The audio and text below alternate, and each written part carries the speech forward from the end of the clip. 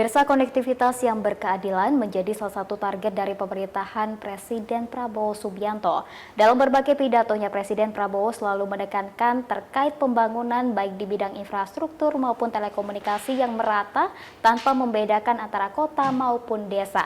Salah satu target dari pemerataan pembangunan telekomunikasi yakni di daerah 3T, terdepan, tertinggal, dan juga terluar. Kabupaten Kupang menjadi salah satu kabupaten 3T yang berada di Nusa Tenggara Timur. Lantas pemirsa, sejauh mana pemerataan akses telekomunikasi di Kabupaten Kupang? Saat ini kita akan membahasnya bersama Kepala Dinas Komunikasi dan Informatika Bapak Yawan Mau. Pak Yawan, selamat malam. Selamat malam. Iya, apa kabar Bapak? Baik. Ya, kabar baik ya. Terima kasih Bapak, kami sudah diberi kesempatan untuk berdialog bersama langsung dari kantor Diskominfo Kabupaten Kupang ya Bapak. Terima kasih banyak. Ya Pak Yawan, malam hari ini kita akan membahas terkait pemerataan akses internet maupun telekomunikasi yang ada di Kabupaten Kupang. Nah, sejauh ini presentasi pemerataan akses internet di Kabupaten Kupang sendiri bagaimana? Kan dari data yang kami dapatkan ada 160 desa dan juga ada 17 kelurahan. Nah, apakah sepenuhnya ini sudah merata Pak Yawan? Baik, terima kasih Mbak Anggi. Jadi untuk internet di Kabupaten Kupang, kita selama ini menggunakan bantuan BTS dari tower-tower komersil. Ditambah lagi itu jumlahnya lebih kurang 168 tower-tower komersil. 168. Ya. Sementara ada daerah, ada kecamatan, sekitar 6 kecamatan itu yang belum ada, sehingga kemudian dibantu oleh Bakti, itu 27 site. Jadi itu jumlah keseluruhan tower yang ada di Kabupaten Kupang. Tapi persoalan yang terjadi adalah bahwa topografi daripada wilayah Kabupaten Kupang yang terdiri dari perbukitan gunung, sehingga ada daerah-daerah yang berada pada titik blank spot. Sehingga banyak desa-desa yang juga mengalami sedikit masalah terkait dengan jaringan internet ini. Nah, kami juga berterima kasih bahwa dengan dibangunnya stasiun bumi dan juga bantuan dari Kementerian Kominfo melalui Bakti Kominfo itu menghadirkan pada kami di Kabupaten Kupang lebih kurang kemarin itu ada 36 visat ya, untuk sekolah-sekolah, puskesmas dan juga pospol yang berada pada daerah blank spot tersebut.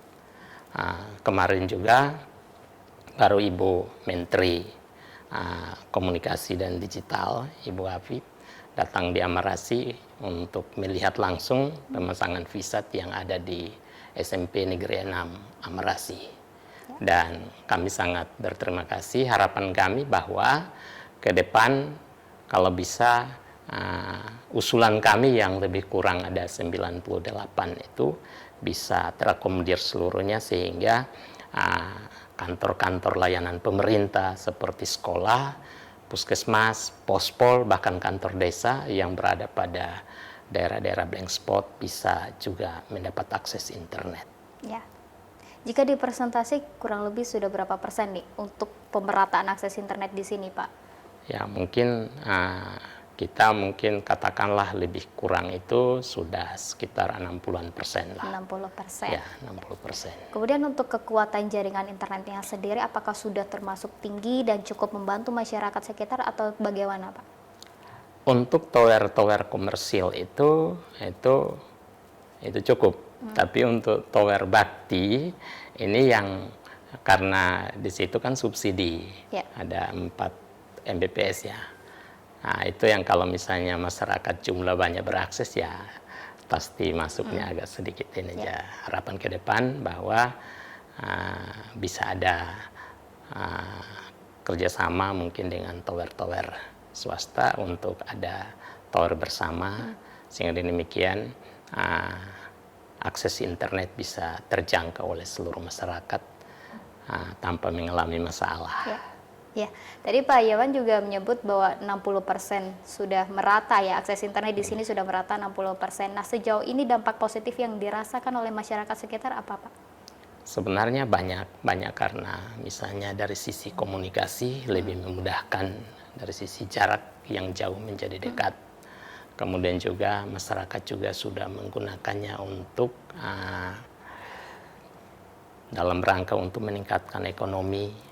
Mereka bisa menggunakannya untuk promosi hasil usaha mereka melalui katakanlah marketplace dan seterusnya, sehingga dengan demikian artinya menolong masyarakat dalam rangka mengembangkan ekonomi mereka.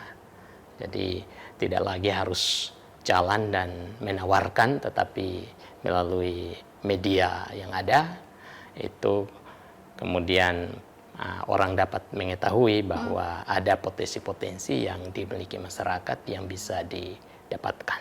Ya, banyak positifnya ya Pak dengan adanya akses internet tadi. Nah, tadi Pak Yawan juga sempat menyebut bahwa masyarakat ini pengembangan usahanya sudah mulai menjangkau ke ranah digital ke marketplace. Nah, apakah hal ini bisa membuktikan bahwa masyarakat Kabupaten Kupang ini sudah melek digital yang tinggi atau seperti apa, Pak? Jadi memang kalau untuk di daerah-daerah kota itu sudah melek, tapi daerah-daerah desa tentu dengan kendala-kendala yang ada, mereka juga pasti berupaya juga, tapi tentu membutuhkan waktu untuk sama dengan yang ada di kota. Ya, itu di bidang usaha. Nah, kemudian kalau di bidang pendidikan, Pak, sejauh ini dengan adanya akses internet, apakah sudah sangat membawa perubahan besar khususnya di sektor pendidikan ini? Ya, memang era sekarang era digital. Jadi pembelajaran juga misalnya pada waktu COVID, itu kan pembelajaran secara Zoom. Sehingga dengan demikian masyarakat atau anak-anak sendiri sudah dilatih ke sana dan dipacu untuk mulai menggunakan media digital dalam rangka untuk mengembangkan pendidikan di satuan pendidikan masing-masing. Ya, kemudian tadi kita sudah membahas terkait bidang ekonomi, sektor pendidikan. Nah, yang tak kalah menariknya ada bidang pemerintahan, e-government menjadi salah satu yang digadang-gadang, yang ramai juga diperbincangkan saat ini. Nah, di Kabupaten Kupang sendiri, apakah sudah menerapkan e-government itu sendiri, Pak? Ya. Sudah. Di Dinas Kominfo sendiri yang menangani itu adalah bidang sebenarnya di Dinas Komunikasi dan Informatika itu dia semacam maksudnya dia semua terkonek di sini, semua terintegrasi di sini. Jadi data semua masuknya melalui Dinas Komunikasi dan Informatika. Ada kesulitan nggak Pak untuk mewujudkan, untuk menerapkan e-government ini? Kalau kita memang ada kesulitan sumber daya manusia. Kurangnya sumber daya manusia. Kalau saya di sini yang sarjana IT itu hanya kepala bidang saja. Staf itu terpaksa harus otodidak. Nah, ini menjadi persoalan tersendiri sehingga tentu tapi berbagai upaya kita lakukan untuk bagaimana kita bisa mengembangkan sumber daya untuk bisa berpacu sama dengan daerah-daerah lain.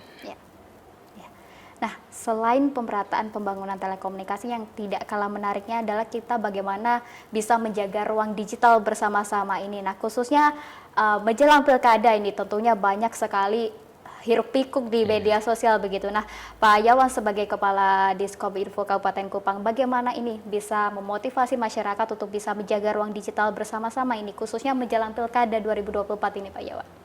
Ya, tugas kita adalah bagaimana kita menghimbau sehingga masyarakat menggunakan aplikasi ini dan memuat konten-konten, jangan sampai ada fitnahan terhadap pasangan calon yang akan mengikuti kontesten, tetapi memberikan pendidikan-pendidikan politik yang baik, sehingga dengan demikian membuat masyarakat semakin matang dan dewasa dalam berpolitik. Tetap menjaga ruang digital agar suasana ini bisa kondusif dan tentunya digitalisasi ini bukanlah sebuah pilihan namun menjadi sebuah keharusan ya Pak untuk kita bisa beradaptasi dengan globalisasi yang terjadi saat ini. Baik, terima kasih Pak Jawan Mau selaku Kepala Diskominfo Kabupaten Kupang. Terima kasih Bapak Ya. sudah berdialog bersama kami. Dan pemirsa, kami akan segera kembali dengan informasi lainnya, tetaplah bersama kami.